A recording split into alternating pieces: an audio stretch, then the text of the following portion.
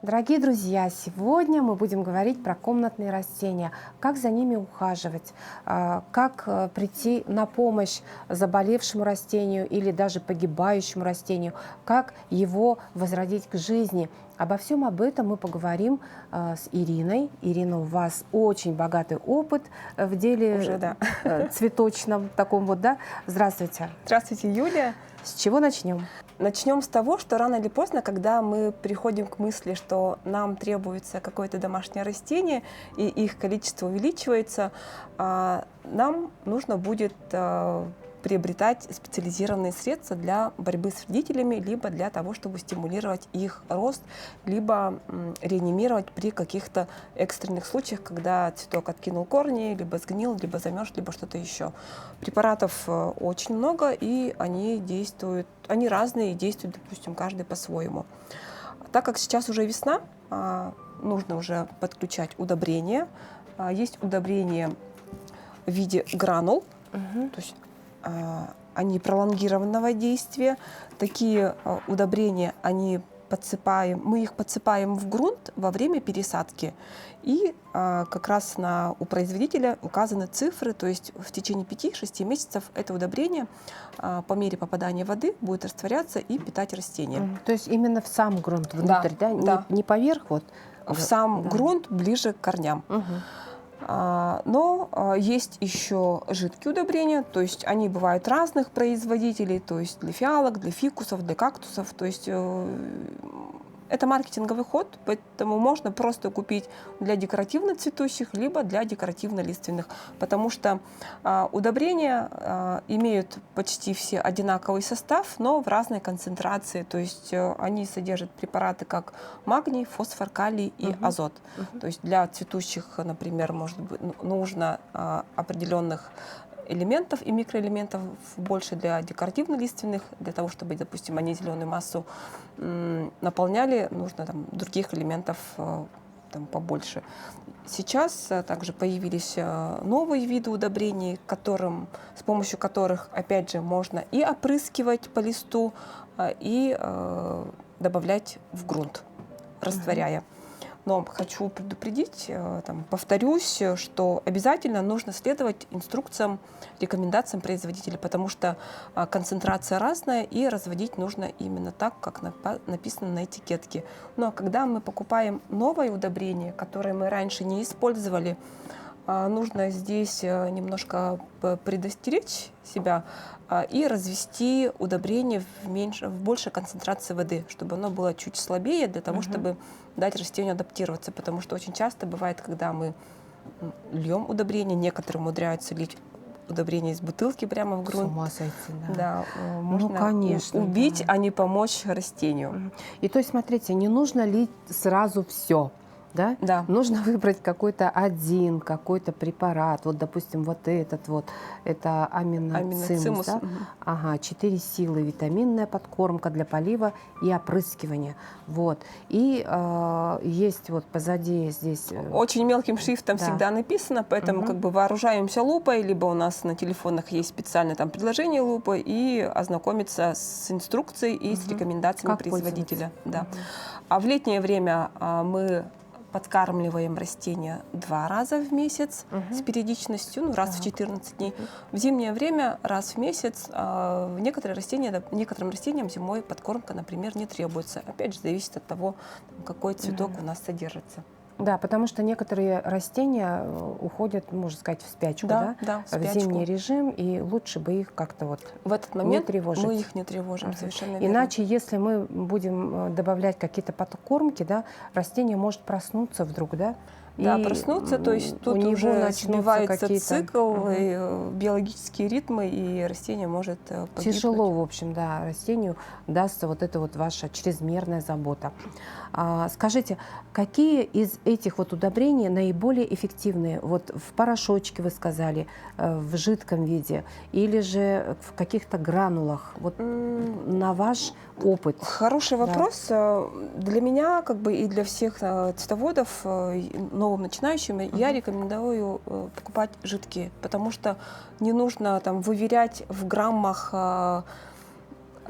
порошки, там, гранулы для того, чтобы там, Не ошибиться. не ошибиться, да, в граммовке. Да. Жидкие здесь, допустим, бывают уже мерные колпачки, Мгм. в которых прописаны. Уже да. и расписано. И, допустим, Ага. мы разбавляем Капаем согласно... сколько нужно, да, и Да, на сколько водичку. нужно. Мгм. Как я уже Когда сказала, подкармливать еще? Утром, вечером, днем? Как вот с этим делом? для комнатных растений как бы нет Мгм. какого-то, допустим, точного там, графика, режима, Мгм. то есть когда удобно. То есть когда... А вообще есть же такой вот... Я слышала, что многие цветоводы говорят так. Растение должно быть вообще очень хорошо, ну, скажем так, в режиме в таком же, да? Если вы поливаете во вторник, стало быть, поливаем во вторник.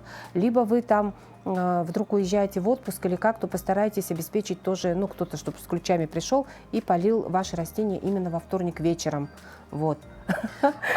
Есть какая-то дисциплина такая, вот четкий план По какой-то? поливу тут уже зависит от того, если вы давно занимаетесь цветами, и у вас этот режим уже установлен, и вы знаете, что по вторникам вы их поливаете, да, конечно, как бы можно попросить кого-то, чтобы приходил и поливал по вторникам. Но если вы начинающий цветовод, то тут как бы нюансов очень много. Опять же, размер горшка, материал горшка. Если, например, это терракота, там, либо глиняный горшок, то вода быстрее испаряется. Опять же, как бы какой грунт? Если он рыхлый, вода тоже быстрее будет испаряться. Если грунт плотный, горшок большой, то испарение воды будет происходить медленнее, и нам не нужно будет поливать каждый вторник, а может быть там раз в месяц, да, по вторникам, условно говоря. И Утром, вечером. рекомендуют полив в вечернее время в основном, потому что, чтобы влага не испарилась в дневное время, а успела впитаться в растение. Поэтому, если мы содержим растения на балконах, на террасах в летнее время, то, конечно, лучше поливать их вечером. По разным причинам наши растения заболевают, да? Ну, в общем, какие наиболее распространенные заболевания вот у растений? В тот момент, когда мы начинаем заниматься цветами, наступает период, когда наше растение, несмотря на то, что мы его поливаем, удобряем, оно начинает чахнуть. То есть он либо скидывает листья, либо появляются какие-то пятна и так далее. То есть растение начинает вянуть. Что мы делаем? Поливаем, поливаем, поливаем. На самом-то деле, как бы, когда такое случается, это может говорить о том, что поселились вредители на растении.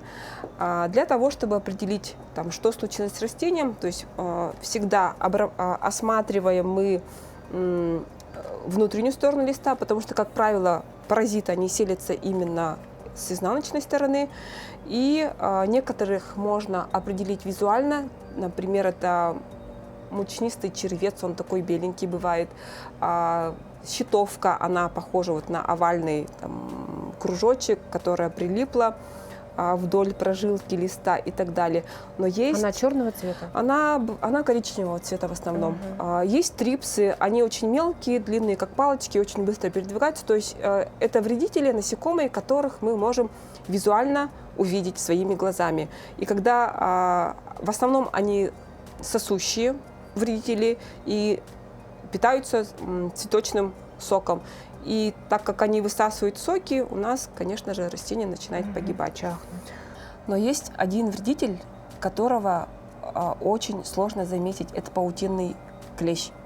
Это не насекомое, то есть это отдельный класс животных. Это паукообразные клещи, и обычные препараты от насекомых, они не помогают. Например, если там щитовку, тлю, мучнистого червеца мы можем вывести с помощью, допустим, инсектицидов, то есть препаратов, которые убивают насекомых, то на клеща она не действует. Эти препараты не действуют. От клещей у нас есть специальные средства, акарициды, которые как раз действуют системно, и клещи от них погибают. Поэтому... Так, а как мы можем понять, что у нас в общем, поселился вот этот клещ? Паутинный клещ в своем названии как бы есть подсказка паутинка. Паутина. Если колония слишком огромная, то появляются мелкие, очень тоненькие паутинки. Очень часто они бывают на покупных розах. В 90%. Обращайте внимание, если подарят вам розу в горшочке. Бывает, что... И то есть она может вот этот вот подарочек уничтожить весь ваш Да, когда клещ, цветочный рай. когда клещ Да. нападает на растение, то есть они могут за день, за два съесть всю нашу коллекцию. То есть они очень быстро размножаются, и они очень агрессивные. То есть нужно меры предпринимать прям молниеносно. Совершенно какие-то, верно. да? Сейчас Так. есть очень много препаратов от клеща, допустим, там, есть вот эти японские хорошие препараты. Клещ, особенность клеща в том, что у него очень высокая резистентность, привыкаемость к определенным аппаратам. к определенным препаратам. Ага. Допустим, мы можем обработать фитовермом, например, либо там актарой, то есть, допустим, первая обработка одним препаратом, вторая обработка вторым препаратом, третья обработка там следующим препаратом. Но сейчас вот есть средства, там после одной обработки, однократной обработки, клещи пропадают. Погибают. Но для того, чтобы... И для профилактики нужно вот все свои растения тоже остальные обработать, да? Совершенно верно. И не только растения, но и нам нужно будет помыть окно, подоконник, постирать даже шторы, потому что клещи очень быстро передвигаются. Поэтому для самое людей опасное... они опасны? Для людей они не опасны. Не опасны. Еще такой вот момент, да, давайте мы немножко отвлечемся. У многих, например, вот мучает вопрос, да, вот я займусь цветоводством, а вот какие растения, они, ну, скажем так, полезны, а какие-то ведь растения, они выделяют какие-то яды, наверное, да? Вещества. Например, вот у нас стоит фикус. У фикуса, вот владельцы фикусов знают, что, допустим, если мы сломаем лист, либо, допустим, ствол сломается, то фикусы источают млечный сок, то есть белый такой сок. То есть он является раздражителем, то есть если попадет на кожу, то может появиться зуд, например. Ожог. Ожог небольшой, как бы он не сильный, но как бы все равно будет неприятное ощущение жжения. Для животных тоже, допустим, они вредны, то есть они, у них просто будет расстройство, допустим, желудочно-кишечного тракта там, у кошек либо у собак. Молочаек к таким же растениям относится. Есть вот сильно пахнущие растения, герани, например.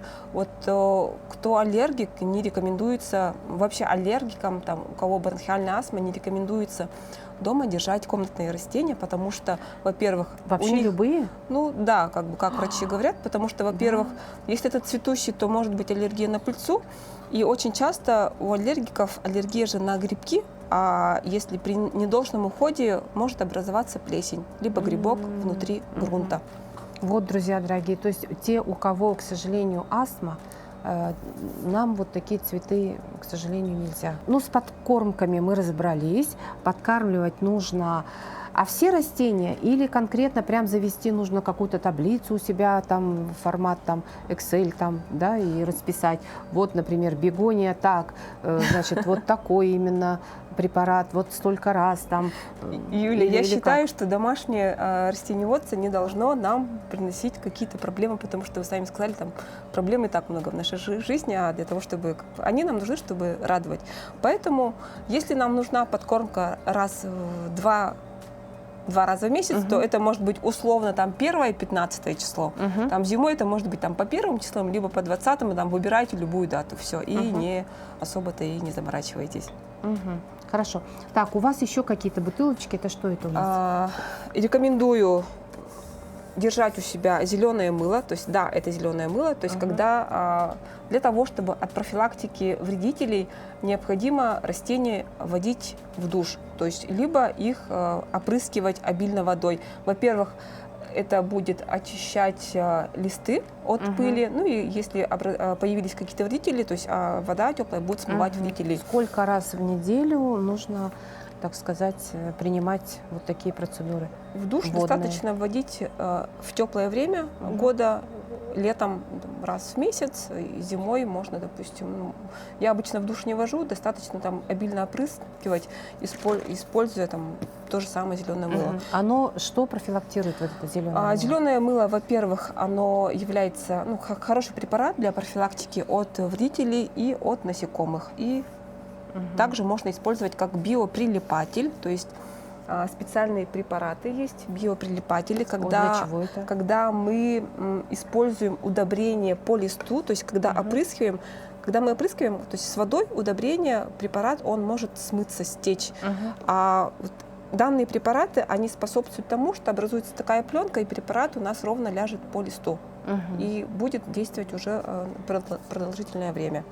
То есть зеленое мыло бывает разное, то есть покупаем любое, на производителя не обращаем внимания.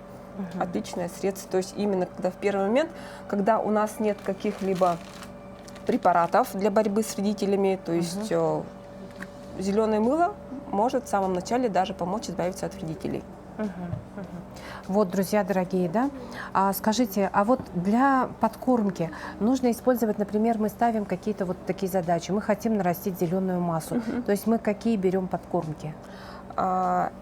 Есть очень много видов удобрений, подкормок, зависит от того, какие растения у нас есть. Если у нас декоративно-лиственные, то можно купить обычное жидкое для декоративно-лиственных. Если у нас какие-то цветущие растения, то, конечно, стоит приобрести удобрения для декоративно-цветущих. Вот основная разница. Основная разница, да? Ну, давайте продолжим. Мы поговорили про такие вот заболевания, как паутинные вредители, клещ. Мы про тлю разговаривали. Тлю можно изгнать с помощью вот зеленого мыла, да? А еще какие заболевания, такие вот, ну, очень такие страшные, часто такие встречающиеся, неприятные? Это грибковые заболевания, когда от перелива либо, допустим, от неправильного содержания в горшке развивается плесень, плесневые грибки. Для того, чтобы для борьбы с ними есть разные препараты. Самый простой и самый известный – это фитоспорин. То есть он разводится в определенной концентрации и проливается в грунт. Фитоспорин, он на основе разработан на основе сенной палочки, то есть бактерии, полезные бактерии развиваются и поглощают вредные грибки. Да. Есть, например, триходерма, это тоже полезные грибки, которые борются как раз с паразитирующими грибками. Я вижу здесь овощи. Да, то есть триходерму. Ну, то есть это универсальные. Да, это универсальные препараты, как раз, допустим, вот здесь на изнаночной стороне расписано, для каких культур, в каком виде их использовать. То есть и в сад, и в огород, и, допустим, у себя на подоконнике их можно использовать. Триходерму обычно добавляют в грунт, а фитоспорином обычно опрыскивают. По фитоспорину хочу сказать, напомнить, что если мы делаем себе концентрат, то есть сначала мы разбавляем порошок либо пасту в воде, и этот концентрат мы можем хранить в течение 6 месяцев в темном месте. И потом, при мере необходимости, концентрат, условно столовую ложку, мы добавляем на ведро воды и потом уже обрабатываем растения. Но для того, чтобы полезные бактерии проснулись, нам нужно будет добавить ложку сахара вместе, вместе с этим концентратом, дать постоять для того, чтобы вот грибки начали развиваться более активно. Вот. То есть недорогие препараты доступные, которые можно у себя держать. Ну, как бы и фитоспорин, то есть его можно использовать на любой стадии, то есть начиная от семечка и заканчивая плодами. Допустим, когда мы будем хранить картофель, какие-то овощи в подвалах, для того, чтобы, опять же, болезни не... То есть картофель можно вот эти клубни промыть даже в этом фитоспорине, да? Либо до посадки, допустим, либо на зимнее хранение. А вот здесь препараты, они от чего? Для начинающих цветоводов рекомендую, ну, как бы для всех цветоводов использовать, иметь при себе всегда препарат для роста корней. То есть при пересадке мы обсыпываем, допустим, корневую систему для того, чтобы она у нас быстрее развивалась. От гнилей всем известный Максим Дачник, это розовый такой препарат, похож на марганцовку. В нем мы вымачиваем больное растение, если у нас, допустим, ну, на примере замиокулькаса, потому что очень часто при переливе гниет именно клубень. То есть мы выдерживаем в растворе 15 минут, либо там 30 минут, в зависимости от размера корневой системы. Выдержали в растворе, даем подсохнуть, и потом уже подсохнуть растению, потом уже как бы можем дальше его реанимировать, отращивать новые корни. Отращивать каким образом? Если корневая система совсем утеряна, то можно отрастить новые корни в перлите, во влажном вермикулите, либо купить, либо, допустим, собрать осенью в лесу мох, обычный наш сфагнум.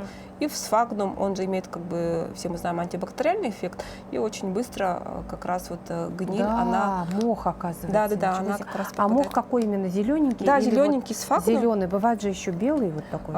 Не ягель, а именно вот это зеленый, пушистый, то есть и как раз осенью, когда собираем грибы, можно собрать себе пакетик сфагнума, почистить от мусора и положить в морозилку. То есть в морозилке он очень хорошо хранится. Сохраняется, И потом да. при необходимости мы достаем его из морозильника, морозильной камеры, и там, через пару дней он у нас начинает активно развиваться. И мы туда высаживаем вот эти поврежденные корешки, да? Либо черенки, которые... либо поврежденные растения. От бактериальных, кстати, Ну, многие... а потом мы пересаживаем, да? Да, вот потом, вместе когда с уже этим мхом? Или можно как? с этим мхом, если, допустим, корневая система очень сильно развилась, как бы он все равно он будет разлагаться и давать питательные вещества в виде органики. То есть это еще и как удобрение. Будет как удобрением, потом, да. Кстати, очень многие препараты, они жидкие, то есть их часто спрашивают, как долго можно их хранить. То есть они всегда на один раз, больше там суток мы их не храним. То есть мы развели в определенной пропорции и сразу же в этот день используем. Дальше, тоже недорогое хорошее средство. Первая помощь — это фитоавлавин, опять же, от бактериальных и грибных болезней. Чтобы, допустим, фитоспорином не разбавлять, там, концентрацию выбирать. То есть, опять же, растворили ампулу в нужном количестве воды и пролили растение. Тоже от клещей, трипсов, то есть это инсекта. Если А вот еще такой момент, да, ну, допустим, вот мы боремся с каким-то заболеванием. Вот эту вот штуковину мы развели, полили, вот, и как мы можем понять, что достаточно вот одной процедуры? Или нужно еще вот запастись там ампулами? Да, Юля, всегда нужно будет обращать внимание на рекомендации от производителя, потому что часто требуется повторная обработка, и в таблицах здесь указаны периодичность и частота обработки. Еще такой момент, да, допустим, наши растения, ну вот в грунте появились там какие-то мошки, что-то там прям, и вот можно вот поднять, отряхнуть, вот это, прокупать в фитоспорине или в марганцовочке, а вот этот грунт выбросить или в микроволновке его прожарить по новой, или, ну, или там в духовке. Ну, я не знаю, я просто вот народными средствами какими-то там вот, да, ну, соображениями делюсь с вами. Правильно это все делаем? Или вообще новый нужно купить грунт? Если была плесень, либо какая-то грибковая бактерия, болезнь, то лучше, конечно, избавиться от грунта и купить новый, потому что грунты у нас в шаговой доступности в любом там магазине, цветочном, либо там хозяйственном можно их приобрести, и стоят они недорого. Поэтому то есть лучше не рисковать. От этой вот земли, которая там кишит там вот этими нехорошими товарищами, можно просто избавиться. Но, кстати, бывает, что некоторые производители не очень хорошо, нарушается производственный процесс, и бывает, что когда мы пересаживаем растение в новый грунт, у нас растение начинает болеть, потому что бывает, что почва... Там среда тоже как бы... она заражена, и поэтому тоже... Фитоспорином обработать. Фитоспорином предварительно обработать для того, чтобы как раз вот эти все патогены убрать.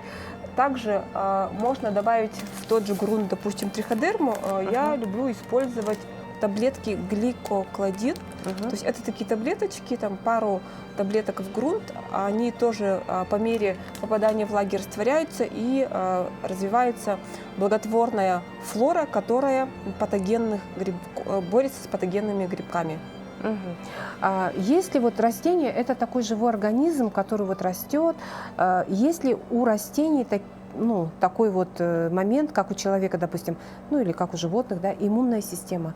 Вот как у них есть иммунитет, и можно ли, допустим, ну ладно, как-нибудь сам своими силами там внутренними? Хороший вопрос. Когда растение в естественной среде, оно же все равно заражается паразитами, вредителями, там, грибковыми заболеваниями, и никто же не ходит, не обрабатывает растение. Когда растение здоровое, имеет высокий иммунитет, они сами борются с вредителями, то есть это научно доказанный факт, поэтому нам и нужно подкармливать и ухаживать за нашими растениями, чтобы оно имело жизненную силу для борьбы с вредителями. Бывает такое, что поселится какой-то вредитель, даже не требуется какая-то обработка, и со временем эти вредители сами уходят. И для того, чтобы у растений был иммунитет и как-то помочь, мы можем использовать там дополнительные виталайзеры. Они называются антистресс, тот же циркон, эпин и наш любимый HB101. То есть 1 капля на литр воды и обрабатываем растения для того, чтобы повысить иммунитет наших цветов. Ну что, дорогие друзья, мы сегодня посмотрели очень много препаратов, вообще должно быть в любой аптечке, если уж у вас поселились дома комнатные растения. Да? Это очень здорово, они нас радуют, они нас заземляют. Но уход за этими растениями, конечно, очень такой нужен внимательный. Наша задача укрепить иммунитет любого растения. И мы сегодня благодарим нашу Ирину, которая прекрасно нам рассказала вообще обо всех тонкостях ухода за домашними комнатными растениями. Мы поблагодарим Ирину и будем пробовать учиться, расширять свои знания вот в этой области. Юлия, спасибо и здоровья вашим растениям. Спасибо.